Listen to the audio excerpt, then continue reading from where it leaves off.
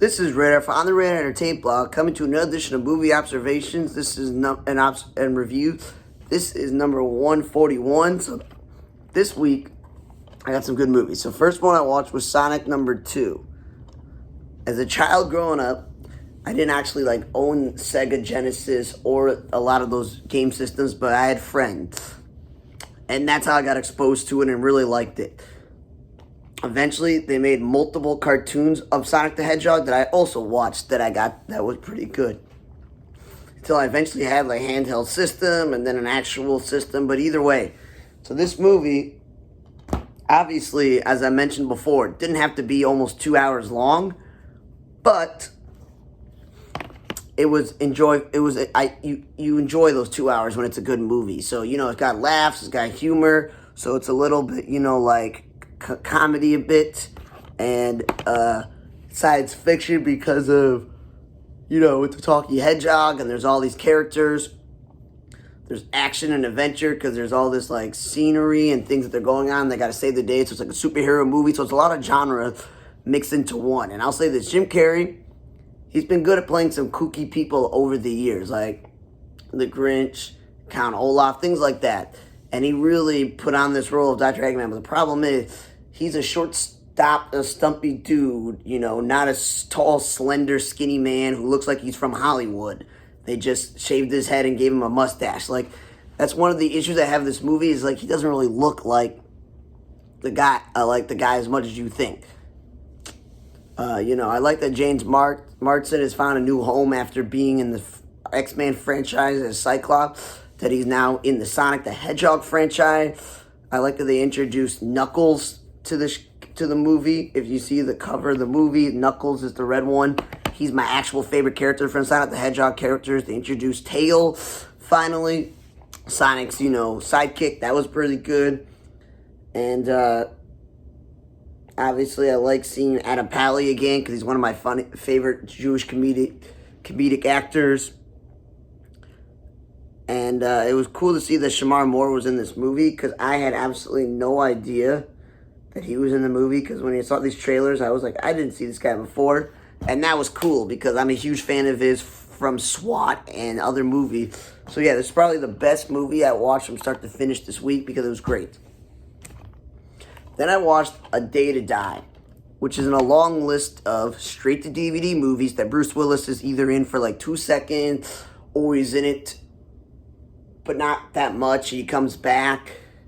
So in this one, it was a little bit confusing because, no offense to Kevin Dillon, I will always know him to being Chase's brother on whatever the case is, Adrian Griner's brother on Entourage. That role, something like that. This was an action movie where he and his team are military-trained people, and they work for a ghost unit that's not swapping in a way that works for the city, and Bruce Willis is the chief, guy. So he's basically in charge of everything for all the cops, and Frank Grillo is the team leader, which makes sense because Grillo's been in movies where he's a good guy, he's a bad guy, but he's been in movies where it's believable that he's in the military. It gets a little bit confusing because I'm going to say this. I like Frank Grillo, I like Kevin Dillon, I like Bruce Willis, but the writing of this movie was disastrous. There was a lot of things that were just that's stupid, that's bad. Between the bad guy, his henchmen, the people on Frank Grillo's team. There's a hillbilly dude. Then supposedly one of them is Kevin Dillon's brother, and they're on the same unit. And that's where I'm just a little bit confused. And, Grillo was in parts of the movie, but then not in parts of the movie. The people that would kind of work closely with Bruce Willis and all the things like that. And then there's a black guy on the team, and it's Vernon Davis, former football player for, the Broncos and whatnot. He was on Dancing with the Stars. He was in Domino Masters. This Fox show is one of the judges in that thing. So I was didn't know that this football player went into acting. I liked him as a football player. I didn't know that this guy could act. And then there was so many people that died in this movie that their scenes were kind of wasted because you didn't have to keep dragging the movie on to make it more than 90 minutes by showing everyone's heroic death and all this other stuff. that a lot of these guys didn't have to die. They could have actually like got out alive, and it was just like, okay, cool. But overall, for action movies, you're like, okay, it's got a lot of scenes. I'm gonna go back and watch some of the scenes I missed that I fell asleep through. But for the most part, I liked the movie because it was an action movie. But again, one of the worst written movies that wasted the talent of a lot of the actors. Then I watched The Nowhere Inn. And I'm going to be honest with you. I never listened to any music of St. Vincent. I don't know much about her. Everything from this movie is now what I know about her. And Carrie Brownstein, I know her because she's in that, because Fred Armisen made a show called Portlandia, and she's in there. What I know about the two of them is they both prefer to date women. And that shouldn't be the only fact I know about both these people. It should be they're an impressive singer, songwriter, musician, or they're an impressive actor, screenwriter, director. So basically, they're supposedly like childhood friends, and it's like making a movie about each other, and they don't know what type of movie they're making, and that's the movie. And I'm like, okay. And there's some weird stuff going on. Is it an artsy-fartsy movie, or is it a biopic, or is it like a documentary? I don't know why the library puts it in comedy. Like, I didn't really find things to be funny. I just felt the things to be stupid and over the top. And, like, there were scenes where it's like, film me making out with this woman, so you're getting close to my life. Okay, so let's just accentuate what I only know one fact about you is you date women. And like the Beatles movies and the Head movie, some of them may be weird and you don't understand them, but at least you can sit down and enjoy them and watch them. I didn't really enjoy this movie watching. I thought it was just like weird and just wasteful.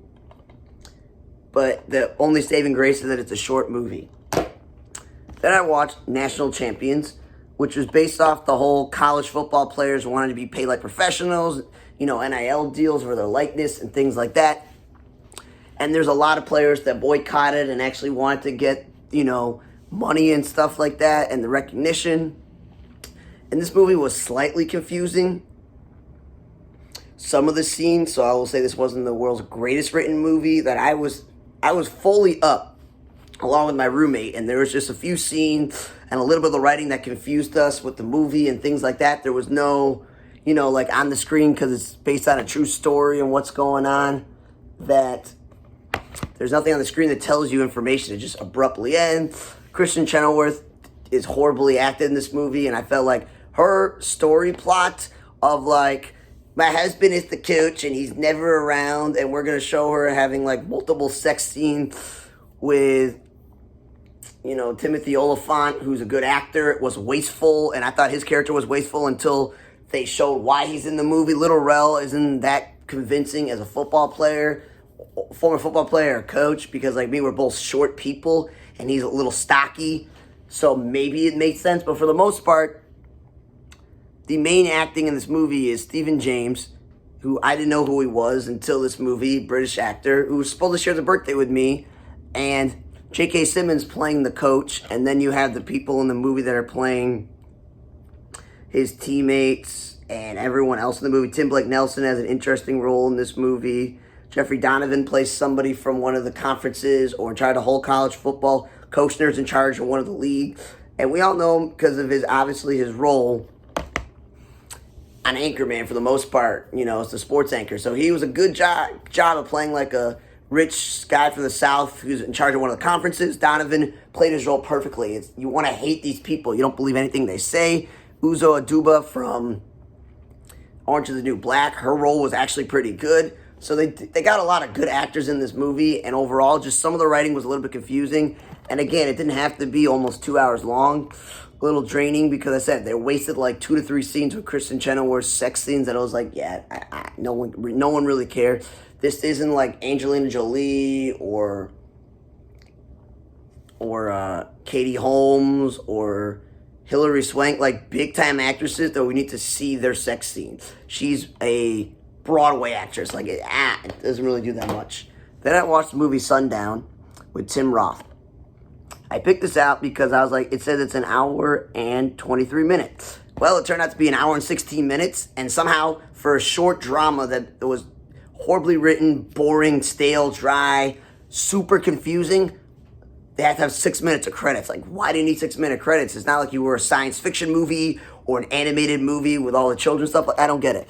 Basically, he's on vacation and in Mexico, and he's with another woman, with a woman and two children, and they get the news that somebody died, and he says he's left his passport in the hotel, so he can't go and fly. And then he's like, yeah, I'll get the passport and I'll come out eventually, but then he doesn't. He stays there, meets a local woman, they sleep together, they're in a relationship.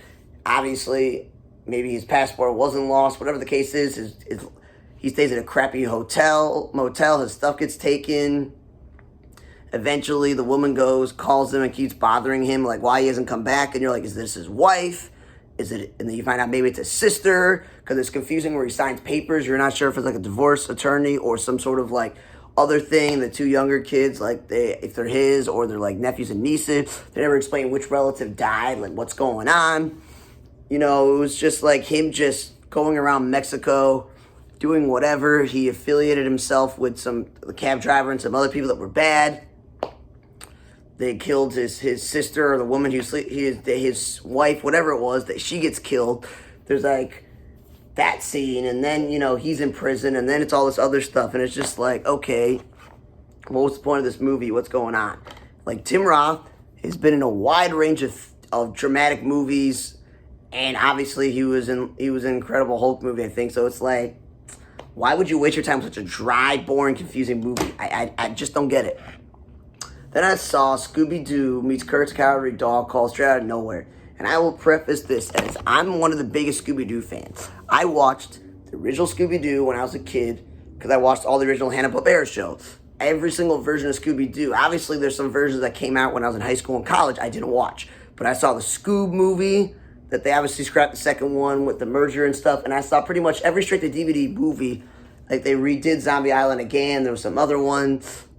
They've done stuff with like Kiss and WWE, and I don't think I've seen all of those, because that's something they did where they first was with Batman, with the Addams Family, with Batman and Robin, and the Harlem Globetrotters. So they've done a lot of movies where it's with other famous people, and I haven't seen all of them, and I've seen most of them. So I pretty much have seen most of the straight-to-DVD Scooby-Doo movies of recent years. And I am a kid of the 90s, 2000s, so I did watch Courage the Cowardly Dog. But I always thought that this show was way too creepy and way too scary for kids to watch. Johnny Bravo was just stupid. Ed, Edd and Eddy, Cow and Chicken, those are like dumb shows. But this show was just creepy and scary, and like X-Files gave me nightmares a lot of the times as a kid watching it. It wasn't my favorite Cartoon Network show. I don't think it's one of the greatest Cartoon Network shows. It's a little bit overrated. But there's always these unexplained phenomena going on, and what the Scooby-Doo and the gang do, they solve mysteries. There's always an explanation as to why this is happening and this is happening. And if you're a fan of Courage the Cowardly Dog, they show very like small glimpses, like, Easter eggs throughout the whole movie of all the characters and villains that have interacted with Courage and stuff. So it was interesting. Obviously, it's pretty much the same voice cast for Scooby-Doo with Lillard, McCucci, Greg Griffin, and Frank Welker. And it was actually, because it's obviously one of the new DC, Warner Brothers animated movies. They did a good job of making it. I just felt like, why? Why keep making Scooby-Doo movies, especially if you're going to cross over with something that's completely not the closest related to it, but it's somewhat related to it? Saving Grace is short. There was a lot of funny scenes, but there was a lot of scary scenes, and I'm an adult, but still, it's like a lot of these are creepy and weird and disgusting. And I know it says not rated, but I definitely would not suggest kids watching this, because I still think Courage the Cowardly Dog is not meant for all ages. Then I watched this thing called The Colony, which was very confusing. I felt it was more like the drama where go back and watch some of the scenes I missed. But for the most part, it's supposedly this like crew has gone back down to Earth because everyone has left because there's climate change, pandemics, and war. So obviously, the ruling elite escaped to another planet. So the mission was launched to find if they can return to Earth to seize Hannibal. And obviously the mission was lost, and she's one of the only ones left for the ship that crashed. So she was with people, but then she found like people that lived on Earth still. Then there was like a faction of people that don't live on Earth, and they were here also. It was just a lot of confusing scenes. Like this woman and her kid, and this other dude and his kid, and there's another dude. There's all this talking, blah, blah, blah, blah, blah, blah, blah. Boring. If they just wanted to have her like research the Earth and see what's existing, and she was like the Martian, where she, like with Matt Damon, where she's the only one on the planet, and she's living there and she's experimenting and figuring things out. Yes, but this was just a lot of talking and politics and just boring. I was going to say it was boring. I am going to go back Monday and watch some of the scenes I missed, like I did with At Least a Day to Die. But At Least a Day to Die was an action bank heist, like bad guy robbery movie, and Bruce Willis was a bad guy. It was like, okay, cool. Let me repeat. The best movie I watched this week was Sonic the Hedgehog #2. Obviously, everyone should watch this franchise. The second best movie I watched was Natural Champions, even if I think the writing was a little bit off and a little bit confusing and there was a wasted scene. And then I'll say Scooby-Doo, even though I thought it was pointless for him to do a crossover card like that. It was enjoyable to watch the movie. I actually liked watching it.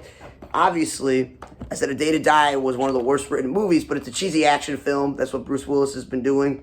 I would say fourth best. I would say unless you're a huge fan of St. Vincent or Carrie Brownstein, don't waste your time. Definitely, unless you're like a fanatical Tim Roth fan, don't watch this movie. And this is not a science fiction movie. It's just a boring drama. Thanks again for listening to others, movie reviews and observations number 141. For the Radar Today blog, I'm Radar. See you guys next time.